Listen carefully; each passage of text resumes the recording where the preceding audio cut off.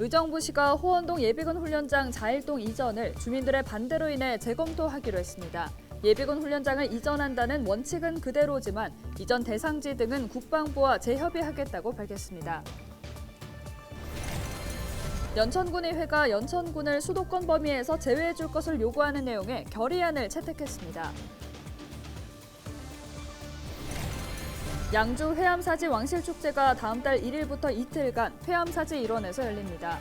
지난해 온라인으로 열렸던 왕실축제는 3년 만에 대면으로 개최됩니다. 경기도의 코로나19 신규 확진자가 5,756명 발생해 전날보다 3,262명이 감소했습니다.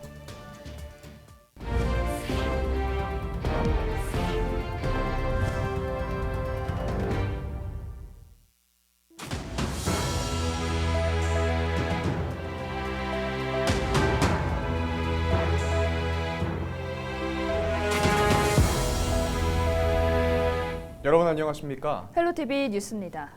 의정부시가 호원동 예비군 훈련장 자일동 이전을 재검토하기로 했습니다. 이는 이전 예정지인 자일동 주민들의 반대 때문으로 이 지역 더불어민주당 김민철 국회의원은 예비군 훈련장 이전엔 동의하지만 도시화가 진행된 자일동으로 옮기는 데는 반대한다는 의견을 냈습니다.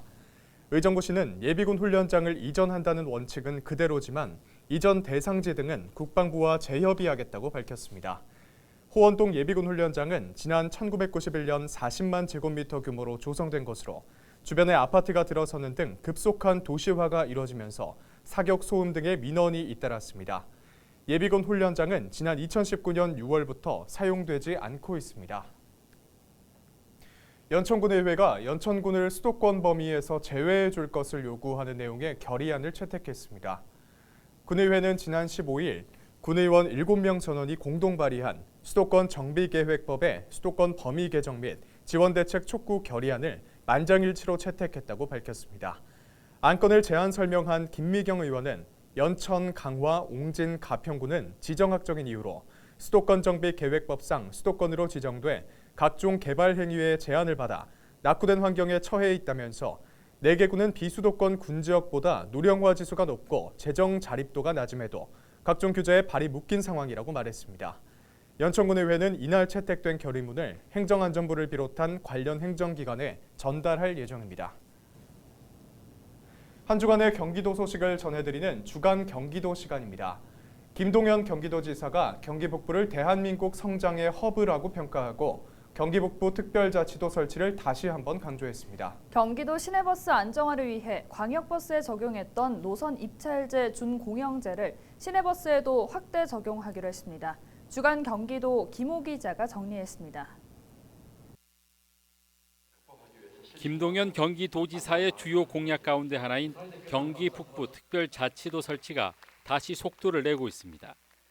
DMZ 포럼에 참석한 김동연 지사는 경기 북부는 대한민국 성장의 허브라고 말하고 경기 북부 특별자치도를 설치해 지속 가능하면서 질 높은 성장을 이루는 것을 도정 우선순위로 삼겠다고 밝혔습니다. 또 DMZ는 세계가 함께 보존해야 하는 인류 공동의 자산이라며 DMZ를 포함해 잘 보존된 생태와 인적 자원 등 뛰어난 성장 잠재력을 갖춘 경기 북부에 주목해야 한다고 강조했습니다. 더불어 남북 관계가 경색 위기에 놓여 있다며 가장 넓은 접경지를 보유하고 인구와 산업, 교육과 문화 등 모든 분야를 선도하는 경기도의 역할이 큰 만큼 대북 관계에서 보다 적극적인 역할을 하겠다고 밝혔습니다. 경기도가 시내버스 안정화를 위해 광역버스에 도입된 노선 입찰제 준공영제를 시내버스로 확대 적용하기로 했습니다. 도는 연말까지 시군과 협의를 거쳐 내년 하반기부터 오는 2026년까지 200개 민영제 시내버스 노선을 준공영제로 전환한다고 밝혔습니다. 전환 노선은 시군 간 운행하는 비수익 공익 노선을 우선으로 선정하고 나머지 노선은 시장 군수 권한으로 업체와 운영 방식을 자율적으로 결정하도록 했습니다. 또 운수 종사자 임금을 오는 2026년까지 서울과 인천 수준으로 인상하고 주 52시간 탄력 근무제를 1일 2교대 근무제로 전환하기로 했습니다. 취약계층 아동들이 아동급식 카드로 비대면 주문할 수 있는 플랫폼이 개발됩니다. 그동안 아동급식 카드가 현장 대면 결제만 가능해 취약계층 아동에게 낙인 효과를 줄 수 있고 코로나19 감염 확산에 노출되는 등 선택권이 좁다는 의견이 제기돼 왔습니다. 이에 따라 경기도는 아동급식 카드인 G드림 카드를 공공배달앱인 배달특급과 연계해 온라인 비대면으로 주문 결제할 수 있는 개방형 플랫폼을 개발해 내년 상반기에 시범 운영에 들어간다고 밝혔습니다. 플랫폼이 개발되면 급식카드 사용 아동들은 배달앱을 열고 결제 수단에 아동급식 카드를 등록하면 1회 최대 2만 원 내에서 음식을 주문할 수 있습니다. 고병원성 조류 인플루엔자 방역을 위해 철새 도래지에 축산 차량 출입이 통제됩니다. 경기도는 고병원성 조류 인플루엔자의 확산 원인 가운데 하나가 축산 차량인 만큼 해당 차량이 철새 도래지를 통과하지 못하도록 내년 2월까지 통제 구간을 운영하기로 했습니다. 통제 구간은 양주 신천과 포천 자일천, 포천천 등 17개 구간 101개 지점입니다. 도는 축산 차량 운전자가 출입 통제 구간임을 알 수 있도록 현장에 현수막과 입간판을 설치하고 일부 지역은 통제 초소를 운영하기로 했습니다. 출입 통제는 오는 30일까지 홍보 기간을 거쳐 다음 달부터 본격 시행에 들어가며 위반 차량에 대해서는 최고 1,000만 원의 과태료가 부과됩니다. 헬로티비 뉴스 김호입니다.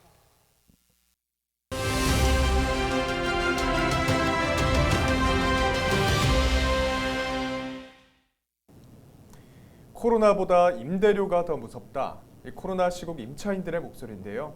그런데 우리 시대엔 임차인들과 고통을 나누는 착한 임대인들도 있습니다. 이 마음을 응원하고 또 확대하기 위해 경기도가 나섰습니다. 경기도 시장상권진흥원 소상인팀 유진아 과장 연결해서 관련 이야기 나눠보겠습니다. 네, 안녕하십니까? 네, 안녕하세요. 경기도가 착한 임대인 지원 사업을 지난 2월부터 진행하고 있는데요. 어떤 이들에 한해 얼마만큼의 지원이 이루어지는지가 궁금한데요. 어떻게 설계를 하셨습니까? 네, 2022년 경기도 착한 임대인 지원 사업의 신청 자격은 임대인이 경기도 내에 상가 건물을 소유하고 있어야 합니다. 그리고 임대인이 올해 소상공인 임차인과 상생 협약을 맺고 임대료를 최소 50만 원 이상 인하했거나 인하 예정이라면 누구나 신청할 수 있습니다. 지원 혜택으로는 21년에서 22년 50만 원 이상 500만 원 미만 임대료를 인하한 임대인에게 30만 원을, 그리고 500만 원 이상 1000만 원 미만 임대료를 인하한 임대인에게는 50만 원을, 그리고 1000만 원 이상 임대료를 인하한 임대인에게는 100만 원의 인센티브를 경기도 내 시군별 지역화폐로 지급하고 있습니다. 네, 좋은 일에 큰 지원 상당히 매력적인데요. 사업 반응은 어떤지 궁금합니다. 네, 올해 총 10억 원의 예산을 확보해 약 1,500명의 임대인이 착한 임대인 지원 사업에 참여할 수 있습니다. 일평균 30에서 40건 이상의 문의 전화가 오고 있습니다. 그만큼 경기도 착한 임대인 지원 사업의 관심이 지속적으로 늘어나고 있다고 볼 수 있습니다.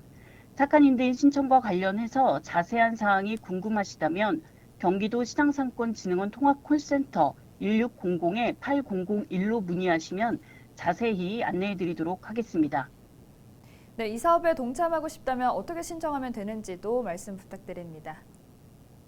참여를 원하는 임대인은 경기도 시장상권진흥원 홈페이지에 가입 후 온라인을 통해 임대료 인하에 대한 증빙 자료와 상생협약서, 그리고 임대료 인하 확인서 등을 제출하면 신청 가능합니다. 네. 온라인 신청이 어려우시다면 직접 방문 또는 우편 접수도 가능하니 꼭 경기도 시장상권진흥원 홈페이지의 사업 공고를 확인해 주시길 부탁드립니다.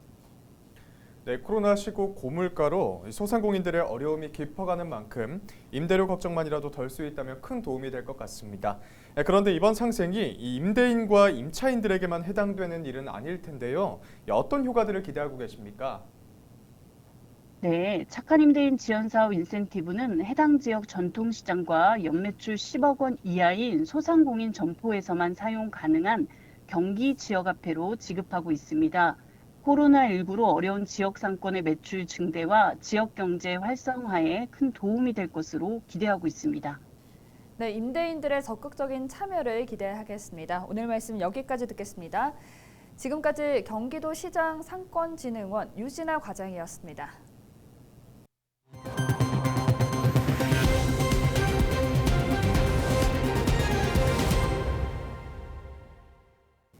경기도에 코로나19 신규 확진자가 5,756명 발생해 전날보다 3,262명이 감소하며 10주 만에 가장 낮은 확진자가 발생했습니다. 시군별로는 화성시가 511명으로 가장 많았고 의정부 229명, 양주 108명, 포천 51명, 동두천 43명, 연천 20명 등입니다.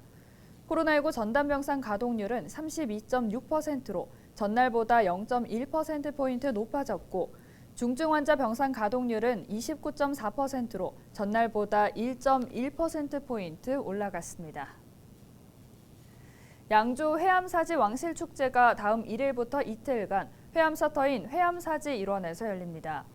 코로나19로 2019년 중단된 뒤 지난해에는 온라인으로 열렸던 왕실축제는 3년 만에 대면으로 개최됩니다. 치유의 궁 세계를 품따를 슬로건으로 열리는 올해 축제는 왕실 문화와 고고학을 소재로 다양한 프로그램이 선보입니다. 양주시는 관람객의 편의를 위해 축제 기간 덕정역과 옥정 신도시에서 행사장까지 셔틀버스를 운행합니다. 회암사는 조선 태조 이성계가 왕위를 물려준 뒤 스승인 무학대사와 함께 머물던 곳으로 현재는 그 터만 남아 있습니다. 양주시가 천일홍 축제를 앞두고 버스킹 공연을 시작했습니다. 나리공원에서 열리는 버스킹 공연은 다음 달 20일까지 매주 금요일과 토요일, 일요일 등 3회에 걸쳐 하루 최대 6차례 진행됩니다. 공연은 가요와 트로트, 통기타와 오카리나 등 대중음악을 비롯해 퓨전 국악과 클래식 등 다양한 장르의 음악을 선보입니다. 포천에 대규모 아파트 단지가 들어섭니다. 총 3,000세대의 규모인데 포천시는 인구 소멸 위험 지역에 대규모 아파트 단지가 들어서면 이 인구 유입에 도움이 될 것이라는 입장입니다. 네, 벌써부터 기대감이 큰데요. 김소연 기자의 보도입니다. 포천시 소우릅 일대입니다. 이 지역은 민간 임대주택에 관한 특별법에 따라 국토교통부로부터 지난 2018년 12월 공공지원 민간 임대주택 공급 촉진지구로 지정됐지만 3년째 승인받지 못하고 있었습니다. 그런데 이달 초 국토부가 이곳에 3,700여 세대의 공공지원 민간 임대주택을 공급하기로 최종 승인 확정했습니다. 한 12만 평 정도 개발돼서 한 3,700세대 정도, 예측 인구는 한 9,400명 정도가 이제 인구 유입 효과가 있는 것으로 알고 있는데 그런 부분에 대해서 기대가 크고요. 또 특히 내년도 상반기부터는 보상이 시행되니까 그 보상비를 받아서 또 지역의 어떤 경제 선순환 역할을 할 수 있을 것으로 많이 기대가 됩니다. 포천시에 3,000세대 이상의 대단지 공공지원 민간 임대주택이 들어서는 것은 처음입니다. 인구 소멸 위기에 놓인 포천은 총 3,716세대의 주택이 들어서면 약 10,000명 이상의 인구가 유입될 것으로 예상하고 있습니다. 공공지원 민간 임대주택은 실수요자, 즉 거주를 목적으로 입주하는 사람들이 많아 인구 증가에 도움이 될 것으로 기대하고 있습니다. 또 사업지 주변은 세종 포천고속도로와 옥정 포천 7호선 연장 사업 등 광역교통 인프라 확충과 역세권 개발 사업이 예정되어 있어 지역 발전에도 도움을 줄 것으로 보입니다.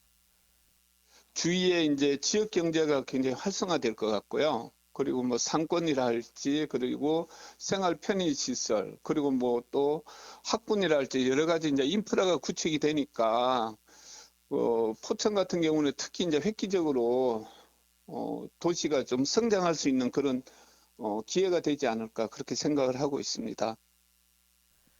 포천시는 우선 내년부터 시행되는 토지 보상에 초점을 맞추고 있습니다. 주민들의 목소리를 듣고 LH와 협력해 주민들의 의견이 최대한 반영될 수 있도록 하겠다는 입장입니다. 포천에 처음으로 추진되는 대규모 주택단지. 인구 유입은 물론 각종 개발 사업과 맞물려 포천 발전의 기폭제가 될 수 있을지 관심이 모아지고 있습니다. 헬로티비 뉴스 김소영입니다. 이상으로 뉴스를 마칩니다. 함께해 주신 여러분 고맙습니다.